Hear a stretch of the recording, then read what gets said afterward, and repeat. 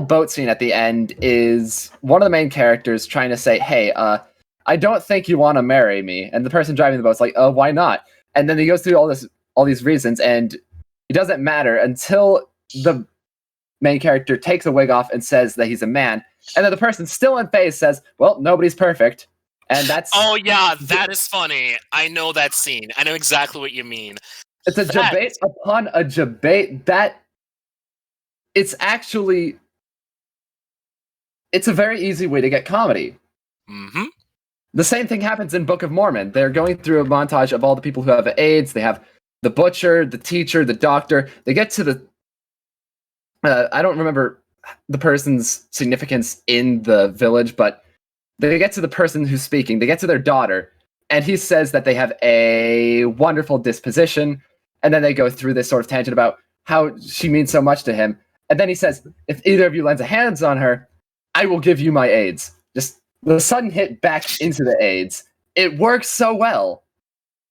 Exactly. Like it's not. I mean, in the context of the scene, it is a clear threat, and it's playing off the ignorance of these people. But for those of us observing, it's so absurd you can't help but laugh. Like, I feel that's kind of the source for a lot of comedy, just the absurdity of it all. Yeah, it's dramatic irony. Exactly. And that's what I love about most comedy and most humor. Like most tend to just assume that comedy by definition is just, ha ha ha, laugh out loud funny. There's a build up, set up, and payoff. And yes, all of that stuff is there. But explicitly speaking, it really does depend on the context that you're dealing with. Some lines that you don't even intend to be a laugh, they end up being funny due to the context of the scene to begin with. It's freaking amazing. Yeah, I think that's one of the reasons why so many people like this one character who appears in maybe like 3 chapters in Kunio no Senso so much. Kunio no Senso is the novel I'm writing, and the reason why I'd assume is because the person who was writing the dialogue, I wasn't comfortable with writing dialogue back then. Mm-hmm. She just went absolutely ham with his characterization. It was basically like you take a character from an abridged series and then put them into the actual canon work. That was what it felt like. Oh, that is amazing. I love that. And one of the last lines he says is, "Listen here, bitch boy. I'm going to hit you so hard your grandchildren's great-grandchildren will feel it because you won't be able to reproduce, you eggplant." And it's just such an absurd line because, keep in mind, they're being held pretty much at gunpoint, and he's still willing to lay a verbal smackdown. It's amazing. That just keeps cutting in and out. There's an art. I don't even know if it was intentional or not, but it works. I love it, really. I really do. Now he's here. Still fucked up. Yeah. Oh, he still can't record? It's not working? Moody's here. Nah, it's like it turns on, fans on, everything lights up, no display. Oh. Wait, it's fixed. Well. Oh, there we go. So we should get started. Okay. So some of the topics that we have, one of the ones that I really want to get into, probably because I have to leave at 7:30, I think is probably the most interesting one is topic. When do you put your pen down? And Nate was saying, as in when you finish your work, at what point do you say that it's finished? At what point is editing work doing it more harm than good? Right. Yeah. So the podcast is on right now, Nate's, right? Yeah, I don't know. I just thought on it because obviously, like when you, like obviously at this point I've been like editing my work for a minute now, and I know like in art, same for art because writing's art in its own right, but like you could technically always improve your work, innit? You can always think of, oh, that scene could be a bit better, or maybe if I add this to here and then do this, it could be a bit better, and then like and then you'll think about it, yeah. And I hear pro writers sometimes like, oh yeah, that book was good, but it could have been better, and it's just like, well, like if there was, I guess there's no, in my head, I guess there's no real like, oh, it's this point you drop, you put your thing down, and I imagine it comes down to a feeling, but like if you could break down what some maybe, I don't know, telltale signs of when enough is enough and you should just kind of like wrap it up, like what would they be? I think that was kind of like where the question came from. I don't really think there's a true telltale sign, at least with me. My general rule is that if something seems wrong when I read back on it, in the odd chance that I do read back on it before I'm done and just making the final edit, I will fix something there. And then other times I will just go back, make sure that a word isn't used too often in a short span of time, because I find that in a lot of my earlier work that happens very often, and I am a bit self-conscious about that. Yeah, you can be on worst critic and things. Yeah, okay, I can agree with that. I think I think it's the architects, because like even to that level, you can still you can one day write something, look at everything, and say this is great, and after you come back at like, okay, maybe not a week later, but like around that time, maybe 2 months later, 3 months later, you look at it again and it's like, you know what, that was okay, but it's still kind of bad. You know what I mean? I mean, obviously editing and stuff and that stuff helps get you more closer to Nate, hold on. One sec, Nate. 1 sec. Okay. So my computer's turned back on, so I'm about to record it. Oh, okay. Nice. All right. Hallelujah. We have live. We are official. It's still powering on, so you can talk about it. I'll just let you know. Okay. What was I saying? Yeah, no, I'm just saying, like, even when you can look at a work and you can edit it and stuff one day, and after maybe go like probably 2 weeks, maybe like a couple months later, you look at something and you're like, yeah, that's good, but it could be better. You know what I mean?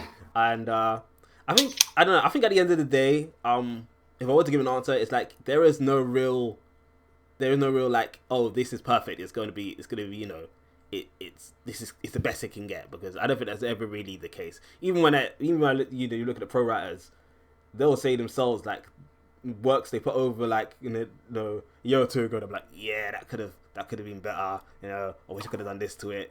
So I guess in that sense, there's no like, I guess I understand there is probably no real definitive answer, but you know what I mean in it. It's like it's one of them things where it's like maybe more importantly, it's the when you probably over edit, when you feel like, how would you? I think that's more. I think that got more. Well, I can speak to that to a degree. So long ago, back when I actually used to still write on Wattpad, I had a fairly popular story on there. Now, the first version of it, everyone seemed to have a pretty big connection to it, including some of my friends a couple of years ago. And I was quite proud of it myself, but I was never really too happy with it because I felt like my description work and my world building was a little weak. So I decided to actually try to rewrite it while trying to keep parts of the world building from the large manuscript that I had. But I kind of ran afoul of something. And I realize this more now. You see, when I go back to read the first version of the story, I find myself having more fun with that version than I do with the remixed version that I wound up making. The problem is, you should never really try to want to stop improving. As a writer, you're always improving. That's just how this works. That's how it's supposed to be. But there will come a time where you're going to have to learn how to reel yourself in. I feel like Lindsay Ellis, as controversial as she is nowadays, I feel she made a pretty salient point on her book deal video where she mentioned there's always going to be a time where you're going to look back at your work and you're going to feel like, I need to do this to make it better. But you need to find the strength in yourself to tell yourself to stop eventually. Yeah. Because if you keep trying to redo something, not only are you going to make things longer per se, but you're going to wind up hurting your own vision indirectly. Yeah. And this is something I'm coming to grips with myself. I am in the process of trying to go through the last draft of my book right now. And I feel like there's one or two things that I need to add for the last part of the story to hit harder than it already has now. Yeah. But I have to hit myself eventually, because Lord knows, if I keep up the way I was before in the past, I'm never going to get this thing out there, and I don't want that happening. I was thinking about it. And maybe... No, go ahead. Yeah.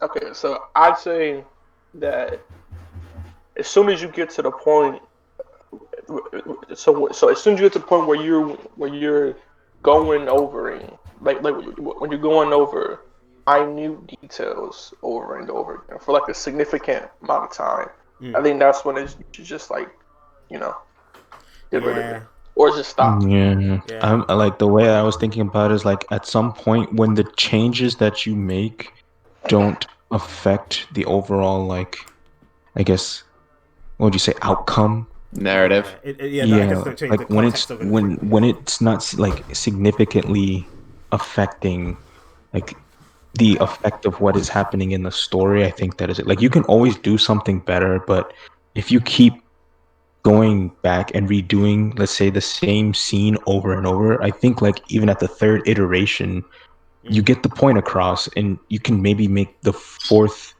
iteration better. But how many times can you make it better, and it's still gonna get the same point across? You gotta move on to the next point. Yeah. So that's kind of how I look at it. Where it's like, if I'm getting the point across the way that I want to, then that's fine enough for me, unless I have time. Yeah.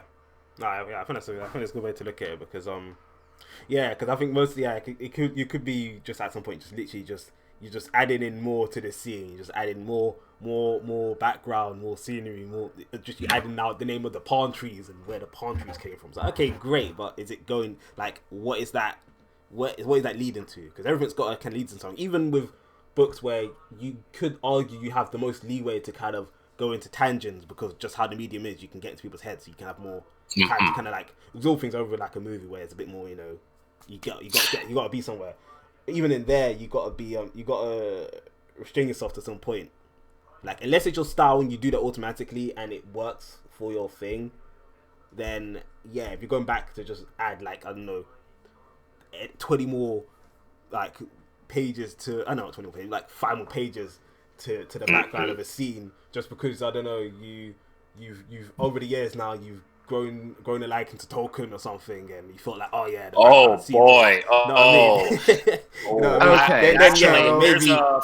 There's actually I think I need to interject here. Oh, go right ahead. Yeah, go on. Okay, so you all know about Les Miserables, the novel. It's really thick, and it's mostly because Victor Hugo spends of Mr. Hugo's works. Yeah, but Les Miserables' entire first book, as in like, how many chapters would this be? I don't even know how many chapters. I have a paperback copy, but like the first 58 pages of the Signet Classic publication, it's just talking about one dude who only appears in like a few books in the first volume. That's it. And how about this? It's just that entire purpose. The Parisian sewer systems. And to say nothing of Moby Dick, which most of it in the beginning is just based on a shipwright's duties, among other things. Most of it sometimes can read like you're actually reading an instruction manual. I mean, hell, if you want an example from the Land of the Rising Sun, look no further than Mr. Kinoku Nasu. The thing is, Kara no Kyokai is 9 movies if you want to count the epilogue and Mirai Fukuen. But the funny thing about that one is that Nasu actually wanted to try to rewrite the novels one more time before they were made into movies. It took the directors begging him, "No, they're fine, Nasu. We'll make it as it is." And I don't need to tell you that if we didn't have that mad lad telling him to do that, we would be in a similar situation with the Tsukihime remake. So you gotta learn when to calm down. I mean, you might have gotten better as a writer eventually, but you're gonna have to learn how to put your work down sometime. Yeah, no, it's true. Like, there are some tangents that I go on in my work, but they're fairly small compared to entire massive sections of the novel. Right, and maybe a paragraph or 2 at most. For me, it was a matter of after I finished the very first draft of the current one I'm doing now, I wanted to go back and kind of like do something like a prequel arc, kind of like what might have been happening before in the past. But then all of a sudden, it just exploded into something far bigger. Now, the latter half of the story is still important, and a lot of the latter half still happens, but a lot of that had to be rewritten and reworked.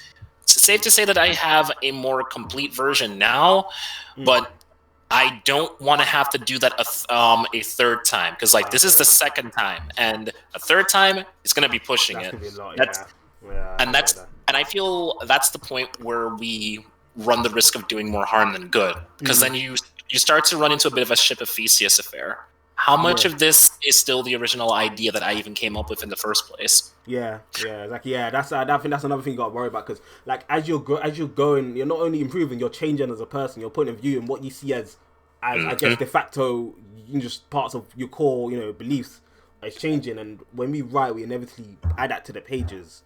Unless you're just holding back, then you're probably affecting. It's probably not going to be good for your writing in the long run, because I think people can feel it or tell off the pages. But the rough part of it is, especially when you've been working on that story for a long time. And the fact of the matter is, whenever you're writing a book, it takes a long time to complete, because one, you might never be satisfied with what you have, and two, there might be the awkward spells where you're undergoing writer's block, or three, you want to write, but you're questioning just how much time you've spent on this whole project to begin with, and whether or not it's worth it through the end. Yeah, no, exactly. Like for me, because when like before I even got on Wattpad, I started writing the story I'm writing now, but I had it in, back then I used to animate, so I had it in script format. So back then I had other plans for it, but obviously, like I used to do stick animation, but obviously quite early into that I realized, I'm never gonna animate all this stuff I want to do, so I'm gonna write into a novel at some point. But at the time I thought, let me just go crazy, let me just keep writing, and it was like between them books I changed it from script to novel, so I had to go back to book one anyways and change it to novel. So I think by the time I went to Wattpad, I told myself, okay, go back and write. The stream's up, by the way. All right. Yeah. Okay. Stream's up. Yeah. Yeah.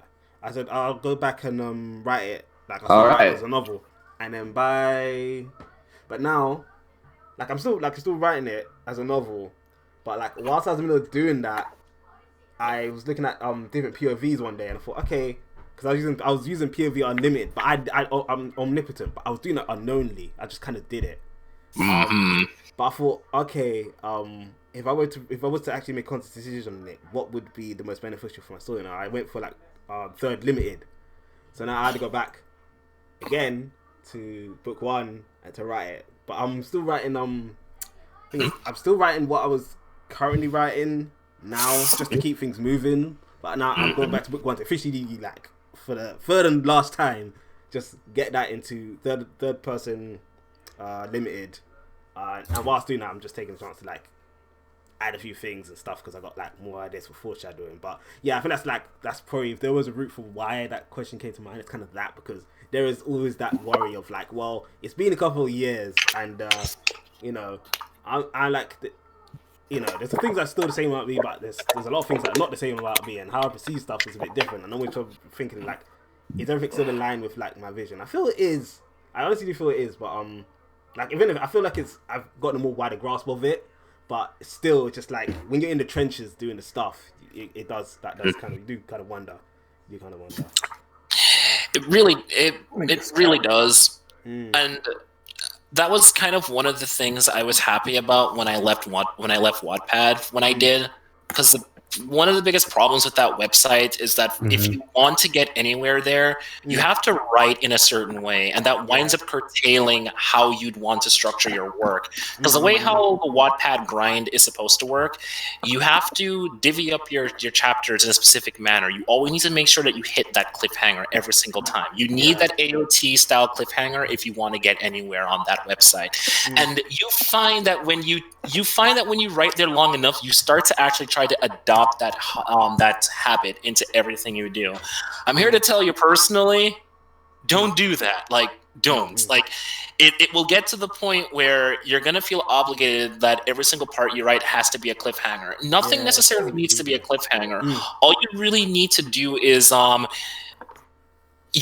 you really need to improve on is just long-term storytelling and short-term storytelling. Short-term for what matters in the moment, and long-term for the more farther off affairs that haven't necessarily happened, but you're building up to. You can't necessarily sacrifice that for a cliffhanger format. Yeah. There's that. Yeah, I think there's that thing. Yeah, that's a good point. There do that happens a lot in Wattpad. There's also the fact that a lot of chapters that get by really well are the ones that are quite short, like 2,000 words, and I don't know, like the ones that get chapters out weekly. And when I was writing, like obviously I was rewriting my stuff at the point, and like so, I already had a template to go off. But yeah, I was looking at some of the stuff at the beginning and I thought, yeah, like it's like as yeah, like I couldn't do the whole cliffhanger thing like each time, not to that effect. And when I read other people's stuff doing that, I realized like it gets a bit tiring quite quickly. It does. It really does. Because some of them like I swear I read this one book and it's like the person writing it was pretty good. But at the end of everything, it's like everything's kind of calmed and suddenly something crazy happened and it stops. I'm like, the first time I was like, oh okay, I kind of complimented it. The second time I kind of didn't say much about it, and the third time I just kind of left because I was like, oh, is this gonna happen every time? Yeah. And that's genuinely why I don't appreciate a lot of the stories that show up there. Because the problem is people just get so trapped within what you're expected to do to get by that your writing suffers for it. Like, I once read someone's work. I don't remember their names very well, but all I can tell you is the first 5 chapters were literally just one prolonged fight scene of people getting brutally murdered. And I'm like, I was like, I probably would have appreciated this. I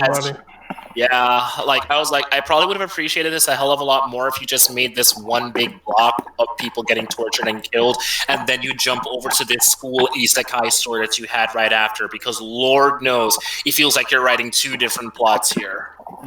Yeah, there's a lot of that.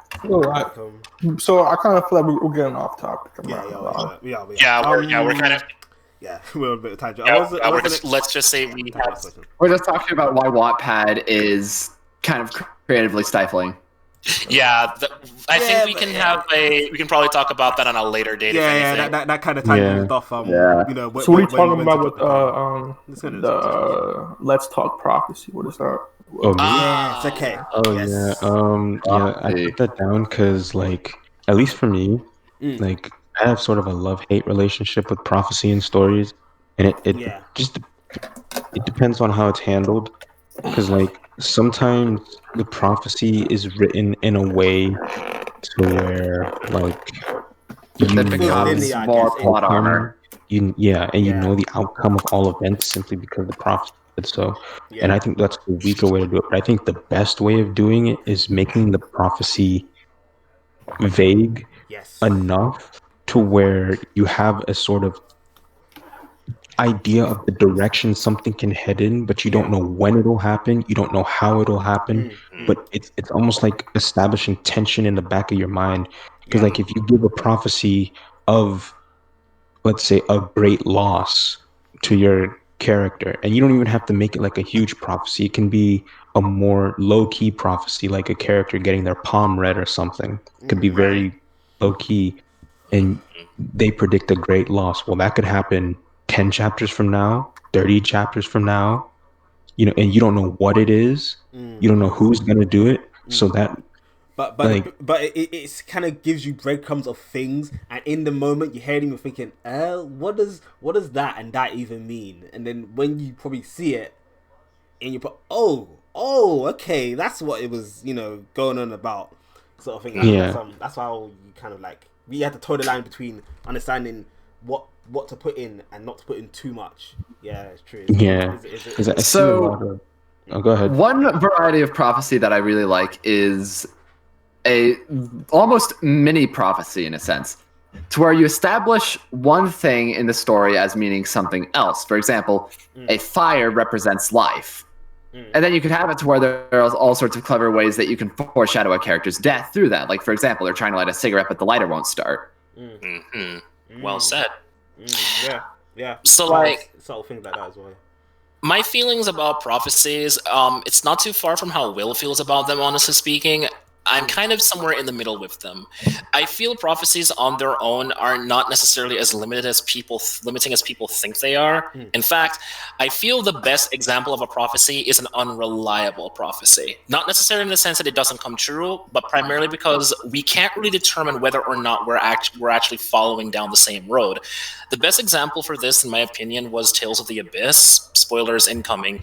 You see, in Tales of the Abyss, there's a certain character who goes by the name of Luke. His name means the light of the sacred flame. This character is destined to basically said to be the one who's going to unite the world. He's going to save his people. He will bring his people to the minor city, and from there he will be as a weapon to his people. Now, the thing about that, it's pretty vague. We don't really know what that means. He will bring his people to the minor city. What does this mean? In the events of the game, Luke, the main character, he brings his people, or rather his party, to the minor city of Exariuf, and he winds up destroying it accidentally. He kills God knows how many people, and in the process, he finds out he's not even who he really is. He's not even Luke. He's actually a clone of the original. The original. So here's the thing. Technically speaking, Luke fulfilled the prophecy, but that's the problem. This clone of Luke, he's not supposed to fulfill in the slightest. He was created for the sole purpose of deviating from the prophecy in the first instance. But here's where things get even creepier. It turns out the minor city that they were talking about, that's not what they meant. And the game even tells you this. The game tells you flat out, the minor city that you destroyed, no, that wasn't the minor city. And your people, that's not your party. Here's the real prophecy, or as the game would have you believe it. Luke is a clone, like I said before, and there's several clones on top of this tower known as the Tower of Rem. Rem, the tower, was originally built on a mine. And guess what happens there? He becomes a weapon to Kimlaska. He kills all of his people there to ensure that the world does not collapse in on itself. Major spoilers. It's pretty creepy. It's a very, very creepy happening, and it's why I kind of have the opinion on prophecies the way I do. I don't necessarily. Oh, Tales of the Abyss. Yeah, it's pretty cool. I think it. Oh my! I was just about to watch that. I mean, play that. Oh, you got it. Oh my god! I'm evil. I'm known as a guy. I'm kind of known as a guy who goes around spoiling everything because it's pretty old. I sometimes kind of. Thankfully, you did give me a spoiler warning because I am planning on watching Made in Abyss. So I actually that's a took different off my one. headphones and closed. It's a different one. Tales of Abyss, but I mean, either way, you've probably saved yourself. We want to potentially think it sounds pretty good though. I took off my headphones and I just put the actual speakers together to where it canceled out some of the noise to avoid as much as I could. But I was also trying to get a reference point to when I could join in the conversation again. In a nutshell, all I can really tell you is prophecies themselves are not necessarily limiting. It really is just a matter of how you handle them. If you try to play them straight, like most fiction usually plays it, you're gonna be handing yourself a pretty boring experience overall. It's when you play with the prophecy in the minds of the characters and the audience, that's when things start to get fun. Especially if it's a prophecy, like the worst one you can do is a straight-laced prophecy. It's quite obvious. And it reduces tension by saying, "Oh, don't worry, the chosen one is gonna sort everything out." Like, I will fall asleep right there. Like, that is like the worst one. The worst way you can do it. Yeah, it's kind of like A Song of Ice and Fire, and the main prophecy with Azor. I don't know if y'all read it. Oh yeah, I am all too familiar with it. The season 8 tried to. Went knee deep into that prophecy. My gosh, terrible, absolutely terrible. It was awful. Yeah, I want to raise that from my mind, but yeah, I think a really good example of a prophecy done well is Wheel of Time. Like, for me that's just like, because it deals with prophecy, but it has prophecies told by the people who are good and the people who are bad, and even the prophecies themselves. There are many different interpretations of them, and even those interpretations are being taken different ways by different people because in themselves exactly. And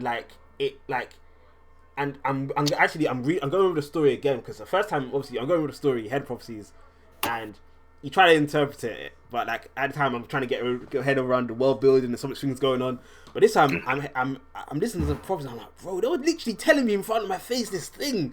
Like I get it totally now because I filmed it, but like before it was like, I don't know, I can't think of a literal example, but but it's worded vaguely in a way, but like there is enough bits in there to, if you understood or read it before or just put 5 things together from other things, you can actually like say, oh damn, yeah, like you can figure out what's going on. But like all of them are like, it's just because the world itself in there, it's like enough. There is a lot of like not only that different people kind of take different interpretation of stuff over time. News and rumors and stuff get muddled up or changed or mixed, so it has this real sense of like, although there's prophecies in there and frozen ones and stuff, it has this real sense of like realism. And hell, there's another way you can really go about the term prophecy too, because it doesn't necessarily have to be a written down destiny.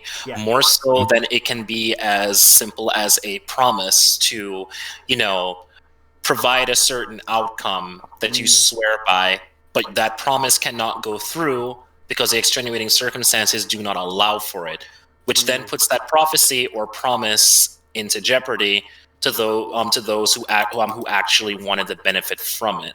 Yeah. One of the things that I wanted to deal with, I wanted to play along with the idea of a prophecy, but I didn't want to explicitly make it one.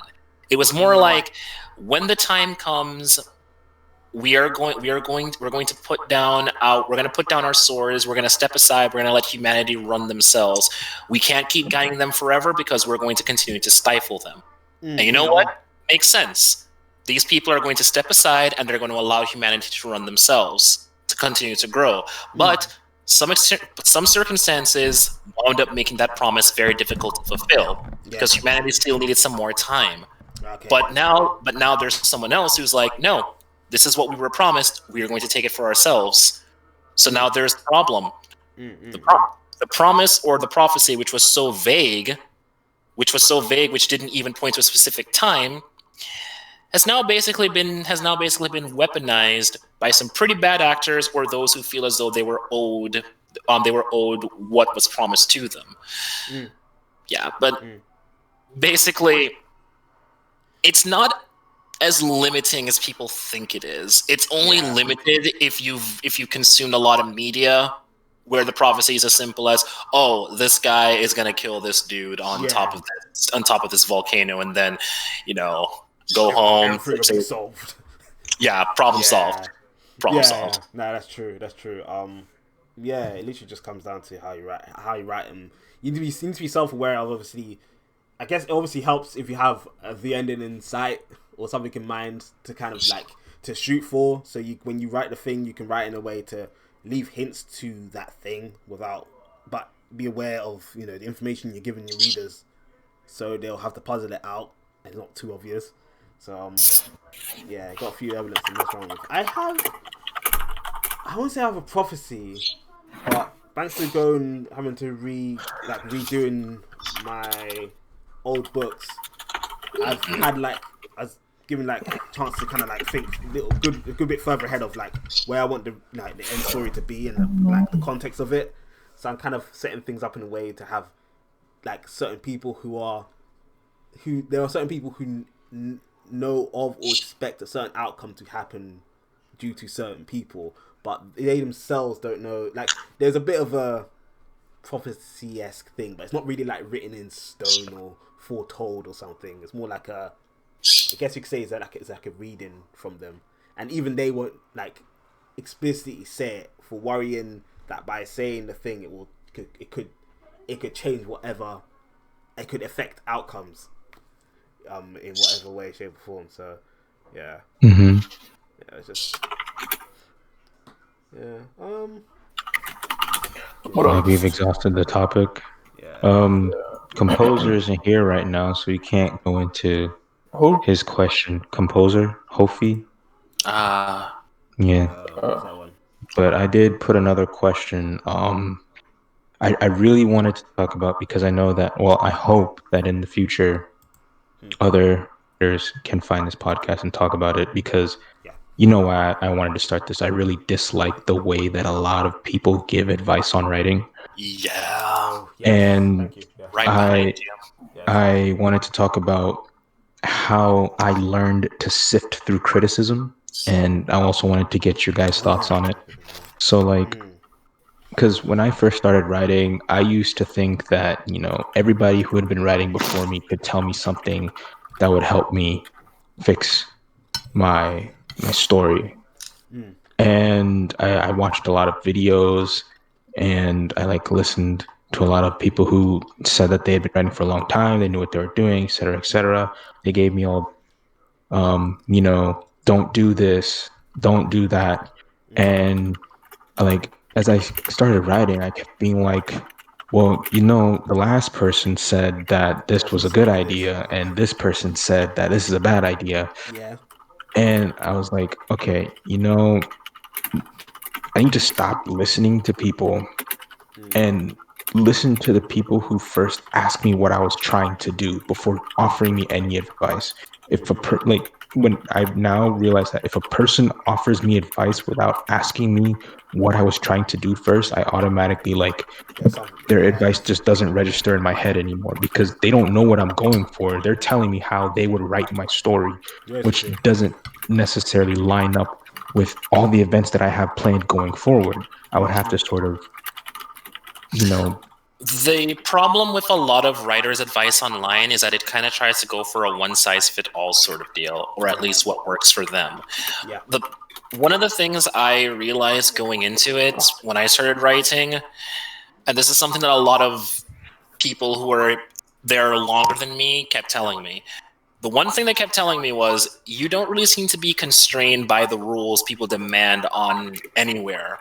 And I tell them, isn't that kind of dangerous, Howard? They said, no, that's actually a good thing. They told me to my face, no, it's a good thing. Now, they're not telling me that I can't say screw you to grammar rules. That's not what they were telling me. What they mentioned, however, is there are some constraints that you do need to follow. But at the same time, the only person who could write their story to the best of their ability is you and you alone. You're the only one who can really put the story down the way you want to do it. Yeah. Now, are there some things that you need to be cognizant of, some portrayals and such? Yes. But at the same time, you can't constantly let the whims of critics stifle your creativity. You really can't do that. Yeah, like you gotta know. You really gotta know. You gotta know what you want, because at the end of the day, it's your damn project. Like, bottom line, it's your project. You know what you like. You know what you're trying to go for.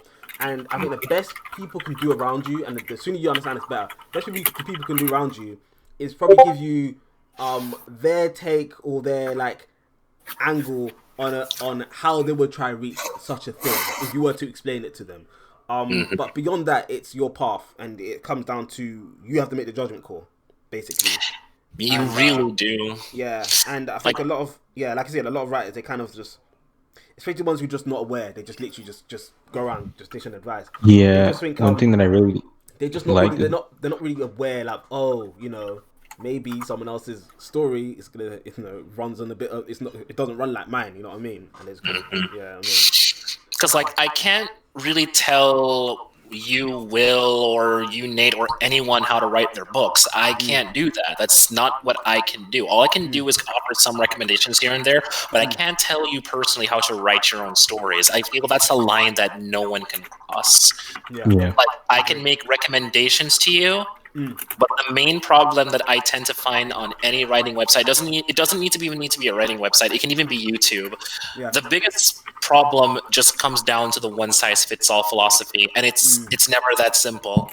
It never works that way. Grammar rules, you got to follow those. Structuring, yes, but at the same time, if we're talking about how we're going to portray a character, how we're going to portray certain events, that's where things start to get muddy. And it's the one line that, even when people ask me to give them help with their scenes and such, I'm very careful on that, because it's like, okay, what do you want to do first of all? Yeah, that's the first question I ask them. If anything, when they say that, that's always the first question I ask. I'm like, well, people are like, any tips? And I'll be like, well, what are you trying to do first? Yeah. And once I figure out what you're trying to do, I know I can like figure out like in my head to say, well, we can try this, we can try that. What I see how you think like would these work ideas. from stuff I've seen, but even then, like I don't I've seen everything. I don't know what's in your head, but I can give like a good. I think what you're trying to say, like try to give a good try to get good grasp what they're trying to go for, and obviously try and see.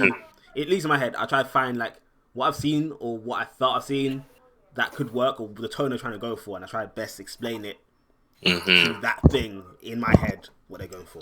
That's basically like the one thing that I learned throughout my time on Wattpad and that turbulent process, because honestly, as much as I like dislike, like looking back, I disliked being on there. It did help me grow as a writer because of the people I met and the experiences that I had. And I've learned to stop saying, you know, don't do this, don't do that. And I've more learned to like figure out, or like the types of advice I've more go for is like, okay, how can we get this to work? Exactly. Because does it work? That's it. I feel that's the phrase we don't use enough. The thing is, everyone, be they snooty, condescending, or even if they're coming from a good place, the moment I see somebody saying, don't do this, don't do that, I'm like, okay, hold the phone. Red flag. Instead of saying, don't do this, don't do that, how about we go about, let's try this, let's see how we can make this work. If you want to make this, consider this. How about we use consider instead of don't? Because when you say don't, that's a closed-ended question. Yeah. It's like saying no to something. It's like a binary. You turn the art of writing and all the complexity in it to a binary yes or no sort of thing. Like do that, don't do this. No, don't work like that. Yeah, like you wish life were as simple as a binary, but we've read enough stories to know that it's never that simple. I mean, I'll be honest, if every single story went by the rules of a don't, we wouldn't have half of what we have now. In fact, there's some books that are impractically written by today's standards. They still happen to work for a lot of people. I mean, hell, I don't even like how a lot of light novels are written, but you know what? I still find myself enjoying them just the same. Well, of course, it depends on the light novel, of course. Yeah, if it works, man. That's the main kind of goal, isn't it? Yeah, like for example, people will tell you that if you try to expand on some definitions, let us know what the characters look like, and sure. And now we're gonna get into the cliche of, the looking into the mirror scene, all of the above. But I really feel the biggest problem with that, when we kind of tell people to avoid the whole mirror scene, it kind of becomes a knee-jerk reaction for people to go, oh my god, mirror scene, no. Like, okay, we get it, but what exactly is the mirror scene attempting to do beyond just description? What exactly are we doing here? We need to, the problem with criticism is that some of these people who will rush at you with certain critiques, they're not necessarily coming at it necessarily from either good faith or from a nuanced perspective, or necessarily within the context of what's being written. Whenever I want to dunk on something, whenever I want to be a smug little prick on anything, I try to make sure that I am coming at it from the context of how it's being written.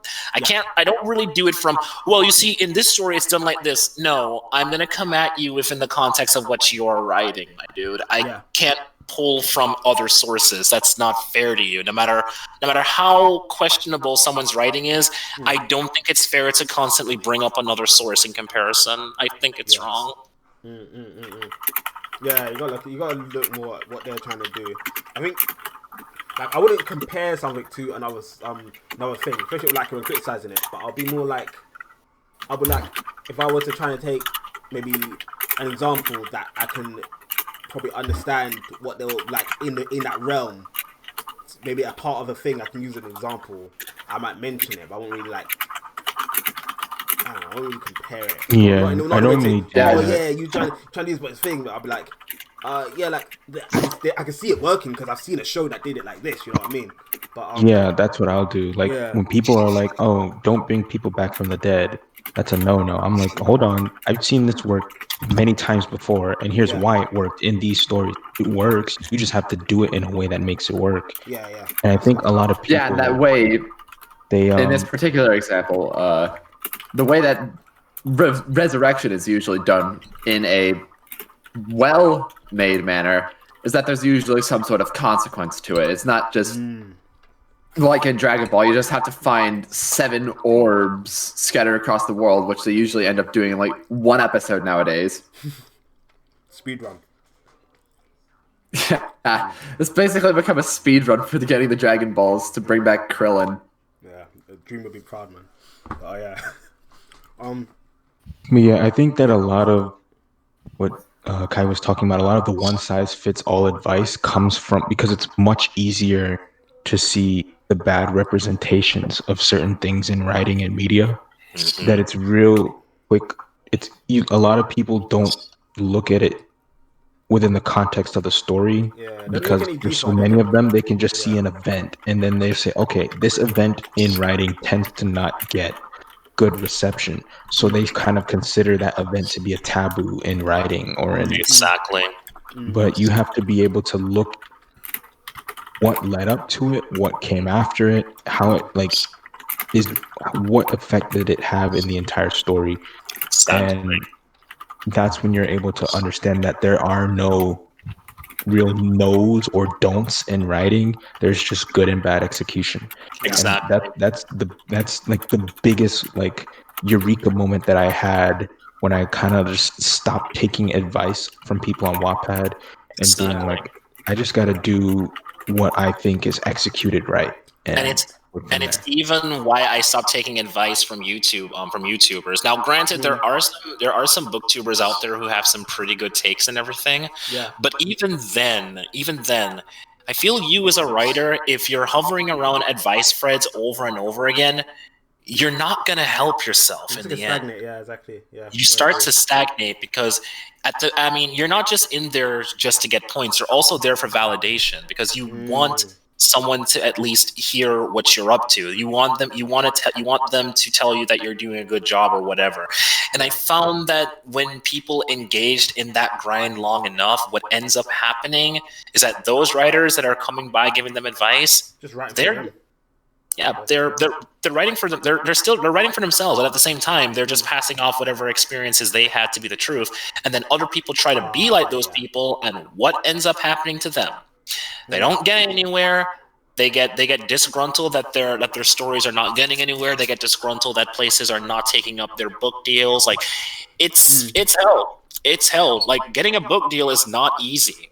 But when someone ends up circle jerking around in negative criticisms or reviews that don't necessarily help them grow, you start to get something of an identity crisis in the process. Yep. Yeah. That's exactly what happens, actually. Yeah. You start to wonder, like, what are you supposed to write? That's what you start to wonder. Like, what are you supposed to write? And then hopefully you come to the revelation that you're supposed to write what you want to write. Like, it's that simple. Yeah, true, yeah. Because, I don't know, I think before I went Wattpad, because I started writing whilst I was animating. It was just kind of a side thing I was doing. And then, like, I went to, I forgot the name of the website, but it was a website. It's a big forum website. And everyone was asking questions. By this point, I was already writing. I was kind of doing script writing. But I told myself, like, I'm just going to write it, and I'll figure out my software. I just want to write this damn thing out, get out of my head. But I was like, okay, well, I'm still new to this. Let me just see, like, what everyone's saying. And, like, what angles of things that can I, look into and the stuff. And, like, you look into the questions, and after a while, you kind of see a pattern of it's basically, like I said, it just kind of feels like it's just a circle of, oh, is this meant to be like this? Oh, how do you write this? How do you write that? And it all felt like afterwards, it felt like it was just saying, like, it's like all the questions kind of said the same thing, if that makes sense. Exactly. So, afterwards, I'm just like basically all the advice, the best advice, all of it really boiled down to is just write. Just write. Yeah. That's yeah, it. really. That's all. That's the best thing you can tell anyone. Like instead of Ernest Hemingway, as crazy of a man as he was, he had at least one idea right. just write down whatever you can, because the first draft, it's gonna be crap anyways. So you might as well just have that first draft to where you can work on that and then apply what you see as wrong with that first draft and then make your following drafts better. Exactly. Yeah, we literally come to this conclusion every podcast. Ernest Hemingway. Yeah, and honestly speaking, I feel that's the universal answer. No matter how much you go into it. I mean, it's a very nuanced topic for sure. But at the end of the day, someone has to write from their own strengths. They have to write on. Yeah. Oh, the cough. What's going on? They try to go for this one-size-fits-all deal. They cannot do it. And you can't reach that if you're not writing. You know what I mean? Exactly. If you got nothing, you haven't written nothing. Then you got nothing. You got nothing to edit. If you got nothing to edit, Exactly. you got nothing to think. Exactly. You can't improve.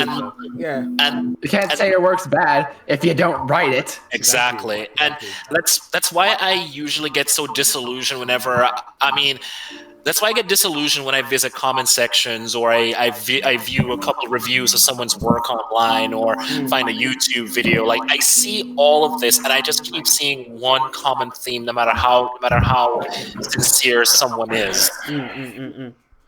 We always neglect the nuance of the individual writer, and we always just kind of want to lean back into this always works, so just go with this. Just go with this, or just because this doesn't work from my perspective, it shouldn't work, period. Never really been a fan of that. Yeah, I think a lot of people they find comfort in having some sort of structural order. Niggas spitting this. Nah, he's always. I can't. Nah, man. We spit facts and truth out here. Yeah. So. Nah, man. Yeah, like you said, man. They just yeah, I think a lot of people just find. I think they find comfort in. Oh, if you do these things, it'll be alright. But life ain't that. And if writing and art is a reflection of life, then neither is art. So, funnily enough, I feel even a lot of tales out there that have some of the best tenets for a lot of this advice. They might be good, but here's the ultimate question I'll always ask someone. Your work is well written, it's well put together, but what exactly am I supposed to feel? What am I supposed to take away from all this? Hey, what are we supposed to take away? I feel that's the question that not enough people ask. You can follow all of these rules, you can follow all of these conventions, but the ultimate question is, what exactly do you want your reader to feel? What do you want them to take away? Because you can have these grandiose ideas, these grandiose concepts, and this idea of you want to make sure that you get this right to follow the advice that usually works online. But if you do all of that, what do you have? You don't necessarily have a story that really has much of a meaning. You just have something that works in everyone else's perspective. Yeah, you got a mishmash of people's opinions and stuff in there, and probably less of what you would actually put in there if you were to actually look into yourself and actually come up with something that really means something to you firstly. I mean, hell, one of the oldest writing rules, show don't tell, in and of itself is flawed advice. And while I actually stand by it to a large degree, even that rule is somewhat flawed. Yeah, it's not ironclad. Exactly. There's times where it's good to just tell. You know what I mean? Agree. Yeah. I like saying because the thing is, you know, in Pirates of the Caribbean, the pirate says, but they're more guidelines than rules. Like, that's what writing is to me. Like, there we go. Like that, yeah. They're more guidelines than rules, man. What were you saying, Composer? When it comes to the rule of show don't tell, when it comes to the rule of show don't tell, I would imagine that there are certain mediums where it's smarter to show. Yeah, agreed. And then there are others where it's smarter to tell. Like, there are some times when you just can't show the audience. You have to tell them. Yeah. Mainly because of the limitations of your story and wanting to keep a concise, linear plot instead of having it suddenly go into a flashback for an entire chapter. Yeah, no, 100% agree. You just you might not be comfortable doing that, so it'd be better to just have it to where that aspect is mentioned instead of shown. Yeah. There was the context and thing. And also, like I said, the medium that you're using can really determine, like, how you would portray certain information if it needs to be portrayed at all. Exactly. So like in movies are really good at what's it? It's really what's it? Like okay, like books are really good at books are really good at getting to the head of the reader. Like you can really get into you can really get into like a character's head space and kind of really like understand them on that level. Well, I feel it's a little trickier because like movies in and of themselves are visual mediums. Same thing with anime and such. So the introspection, fundamentally speaking, is going to be far different from what we would receive within a novel. Like for example, one of the reasons why a lot of people don't like the Unlimited Blade Works adaptation of Fate Stay Night is primarily because a lot of Shiro's introspectiveness is removed from it altogether. Which I can actually agree with to a pretty large extent. The biggest thing when it comes to that, when it comes to flicks, is that it doesn't really pay for a show to really go knee deep into a character's internal thoughts or self-narration. It doesn't always work. There are some flicks that can make it work, but not everything can afford to do it at the risk of pacing. We can infer a lot from a character's body language within a visual medium. And we can infer the same thing within a written medium, but they're just handled fundamentally differently. But within novels, it's a lot easier to catch within books. But in movies, sometimes you won't even catch that body language until you go through like repeat watch throughs. I mean, as much as a lot of people don't like Halo Reach, if there's one thing that I do appreciate about Reach, Halo now. The one thing I love about Reach is that every single character in that game has their own unique body language, and I can recognize them right off the bat. I can see their silhouettes, and I'll tell you who they are, not because of their size, but because of how they behave in the middle of their circumstances.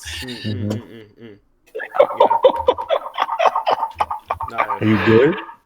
No, I just hold on. I don't want to send this, but I was on Twitter. But I'm one of the crazy people that likes Halo Reach. You can feel free to laugh at me for that. No, I was on Twitter. I'm wondering why people. I sadly never got to play all of Halo Reach, man. People like Halo Reach. I like Halo Reach. I mean, it's been a really long time since I played it, like 6 years or so since I played it. It's been a minute. But the story, I just felt like it went a little bit too fast. I can agree with that. It's a valid criticism for people who kind of experience the different Halo stories, because like especially with the way it's definitely a different tone in Halo 2, and with how much time and care we spent with each character, whereas in Halo Reach is kind of like a series of missions, events in it, instead of with characters dying one after the other. Yeah, I didn't really like that because kind of the point. So it kind of just. It was certainly more like an event from what I can tell, because I'm pretty sure I've seen most of the cutscenes. I thought, not all of them. Yeah, I think that it's paced differently. It's good. Honestly, it's good, but I think just if you play the other Halo games, you come to that, it's like it's different. You just got It's certainly flawed in many respects, but I would be lying if I could just look in your face and tell you that it wasn't effective at what it did. It worked for me. Like I feel well, this is kind of going off topic. We're kind of going into Halo, but I want to mention this right now before I forget. So bear with me a sec. I feel what worked with Halo Reach in particular is if you had been playing the other games with going through as Master Chief, the invincible badass, which basically cannot be stopped no matter what happens, you're basically seeing Spartans getting gunned down. There's no glory. They're not going out in a blaze of anything. They're just getting picked off one by one. There's no heroic legend here. You are literally getting taken down like any other soldier on a battlefield. The myth that Spartans never die gets contradicted right in front of you, and it's not done in a ho-hum manner. It sets in. Every time someone dies, it sets in. They chew the scenery. They let you know you're on a suicide mission. The more you go along, more of you are gonna die. There's nothing you can do about it. Your legend is not going to save you. I don't know about you, but that is compelling as hell. Yeah, it's literally just a story of a specific group of soldiers in a grand scale war. Like you getting the story of a single perspective inside of a war that's going to carry on far beyond their effect and place in it. Yeah. So it made perfect sense to me. Yeah. Set more as an event because of that, because it's like it is part of a grander scheme. Because you hear of Reach in the other always hear this thing happened in Reach, or what happened in Reach. You know what I mean? When you go to Reach, you it gives you the lowdown. But yeah, it's done. It's like, I don't know. Again, I think I played some of the beginning. I've watched most of the cutscenes, and I know I think did I play the end of the watch? My brother played the ending, but how it uses the ending, and how basically you're fighting a bunch of elites and everything, all these enemies. They're not gonna stop coming until you're dead. That is using the medium to actually feel, so you can actually feel that the hopelessness of it in that way. It's good. I think it's one of the like, in terms of narrative impact and what it did, that level, even though it's nothing really, but I guess a wave mission is probably one of the best levels that they've ever made, simply because of what it is. Of the story. Yeah, agreed. Yeah, it's really it's like, I don't know, like coming back to like a bit to how you use different mediums to tell an effective story, using the gameplay to effectively get the person to feel that like this is a battle they're not gonna win, but they're fighting to the end. You know what I mean? That's just a mark. That's a mark of being aware of, like, okay. But you know what I mean? I definitely have to go now, but I would like to start Composer's topic. And I'm gonna watch it, but Composer, you lead this one because it is your topic. I will catch you guys later. Okay, all right, take it easy, man. Later. See you soon, Will. Tabletop RPGs. Pretty much everybody's at least heard of them before. I've played. There's Dungeons & Dragons, Warhammer. I've actually started taking them up myself, and I feel like I've actually gotten better as a writer because of it. So I just thought it would be nice to discuss our own experiences with that. Yeah, I mean, I'll come out and say I have not played an tabletop RPG. I've seen some and I've even heard someone like using it to help write like get characters, like character table down or whatever.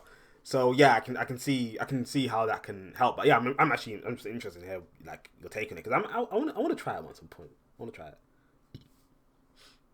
Yeah.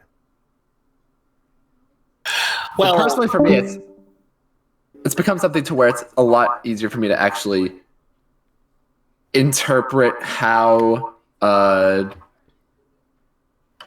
characterization would work. I'm kind of struggling to find words here, but the general idea is that when you're actually being a single character in a large-scale work, you get a bit more of an idea on how characters work as opposed to focusing on the plot, because the DM is going to be taking the plot.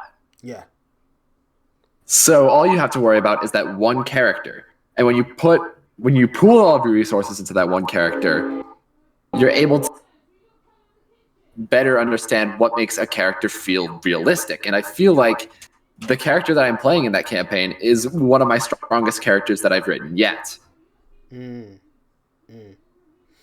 I know. I'm a bit. I think I know enough about tabletop RPG to probably, but just to double check with you, because like the game master, he's the one who he sets up the scenario, and is like the scenario. If a good game, if they're good, or they're whatever they're doing, they're able to make it flexible enough for you guys to have like autonomy on your choices. Is that how it works?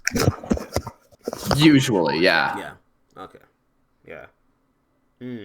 Now, yeah. Yeah, I can see that, because obviously when you're focusing on your own character, after you're interacting with other people's characters, you have to kind of like you're taking in feedback from like everyone else, and also just the situation you've been put in and everything. And like, since you're focusing on your own character, yeah, I guess you have more time to really just focus on just yourself, and let everyone like else handle themselves as well. Instead of like when you write a story, you're kind of controlling all the characters in a way, and you're kind of controlling everything you know yourself. So yeah, they're trying to actually balance out all of the characters and have it to where they're all just as strong on your own it's a monumental task. But when you have just one character and then everybody else is also able to support the weight of the rest of the cast, then you have something special because you don't have that problem, or at least not to as much of a degree. Yeah. My experience with tabletop really just goes as far as D&D campaigns, and I couldn't really tell you if tabletop RPGs in and of themselves have really influenced my work all that much, since I've kind of been, on the video game side for years. But if there is one thing I can talk about as far as D&D and tabletop RPGs are concerned, it's the matter of the alignment systems. I always thought those were interesting to talk about, like chaotic neutral, lawful good, all that stuff. Like I always thought that was an interesting way of dividing characters up based on ideology and where they ultimately fit. Of course, my problem always comes around to folks who kind of insist on using it as more of a literal interpretation rather than a guideline. Because I feel like if you use it as a guideline, you can actually open up a lot of interesting venues for the character themselves in that particular context. Yeah. It's like you can find a way to actually define the character's behavior in a sense if you were to actually use them. But I just don't like the idea of when people try to do it literally. It's like. Yeah, I know what you mean. I think I think I know the type of people talk about it, kind of like they literally just think, oh yeah, this character, making him a chaotic this and making this guy like that, and it don't seem like they put any thought beyond of exactly them as a character. He's just chaotic neutral, bro. Yeah. Ain't nothing more needs to be said than that, man. He's just chaotic neutral, and I'm just like, my dude. There's more to a character and a person than that. Please don't. Like, yeah, if it's like a one shot and it's explicitly a joke and we're not going to touch it ever again, then you can go ham with the characterization and make it a parody. Exactly. But if you're going to be doing a multiple session campaign, it's better to actually make it feel like, an actual character. Exactly. Because my favorite alignment. My favorite alignment is chaotic good, because it's sort of like if you take it to enough of an extent, or enough a comedic extent, you can make it to where it's like that one meme where it's like, hey, did you know that cannibalism could actually help with both overpopulation and world hunger?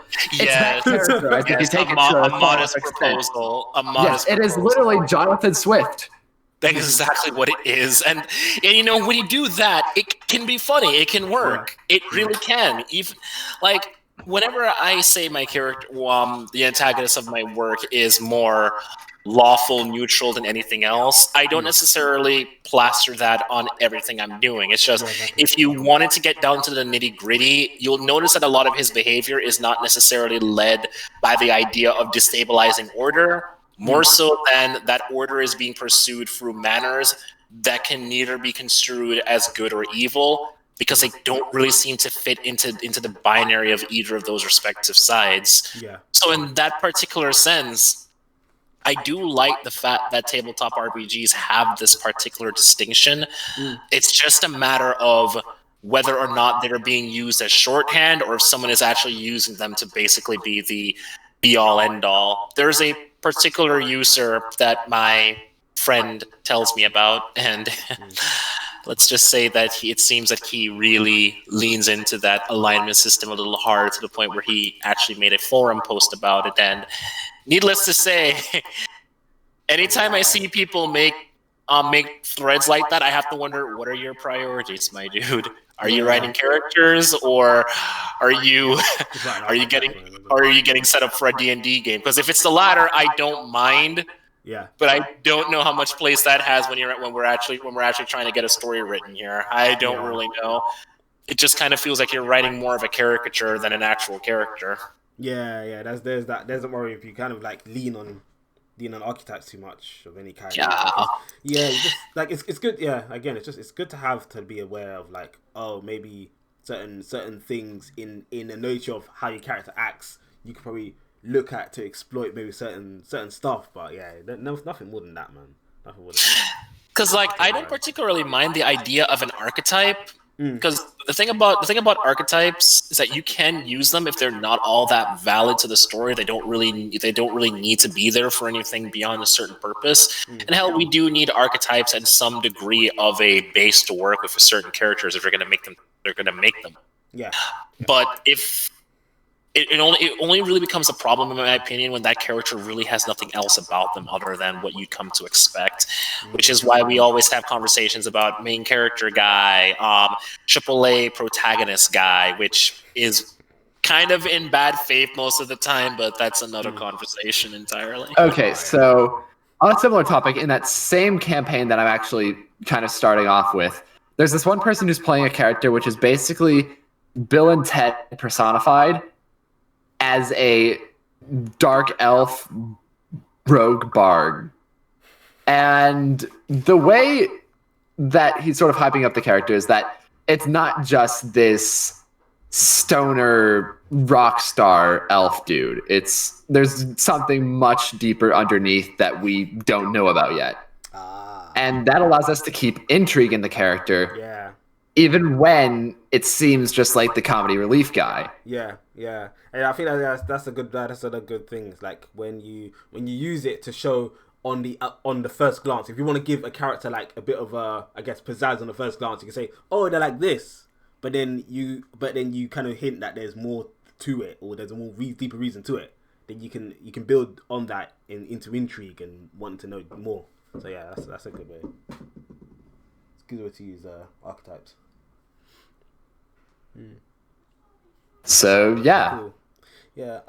I think going to go because it's like I'm in London. It's not as late as I thought, but it's like reaching 1. Yeah. It's reaching 1. So. I wound up staying a lot longer than I thought, but that's a testament to you guys. You guys are actually really fun to talk to. Yeah, it's great talking to you. It's like because obviously we talk a lot in the other chat. So yeah, it's really cool to actually just yeah. Yeah, so that means anytime you hear me going off and being smug, well, now you know what the guy sounds like. Yeah, that's it. I got a voice to it now. Yeah, nice. Yeah,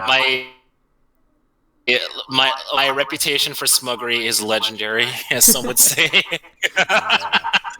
Like I will take it upon myself to dunk on anyone that I think is being stupid. Like I just don't take any prisoners. I don't care whose side you're on. I don't even care if you're on my side. If I think you're full of it, I'm coming at you. Yeah, love to see it, man. Love to see it. But I'd love to see it. Yeah. All right, well, good talk to you guys. Maybe, hopefully next week should be able to do another one. Hey, I'm down. Yeah. I'm down. I mean, All I can right. always give an hour or two of my time. Awesome. If I'm not working on Friday next week, I should be good. Yeah. Cool. Yikes. Your Fridays aren't guaranteed? Unfortunately not, no. Man, that's the one thing I don't miss about working retail anymore. Because when I had to work at retail, that was my reality. Ever since I started working from home, that's not a problem anymore. Oh, that's nice, man. I want more people to be able to have their weekends off. I really do. Yeah, because having time off is good, important, man. Exactly, because if most people are home on the weekends, that's when people need to be home to actually interact with one another. But what do I know? Yeah. I'm just some moron on the internet. ain't we all, man? Ain't we all? Okay, yeah, I'm gonna go though. But all right, good talk to you guys. Take care. It's been a pleasure. Pleasure to meet you, composer. Yeah. All right. Thank you. Just call me Hoffy. It's like coffee with an H. Hey, that's even better. I love that. Okay, yeah. I'll have some Hoffy next week. Sound good? All right. I'm calling it that now, anyways. Yeah. Okay. All right. Take care. Bye. I'm a chocolate guy, but see ya. All right. See ya. All right, bye.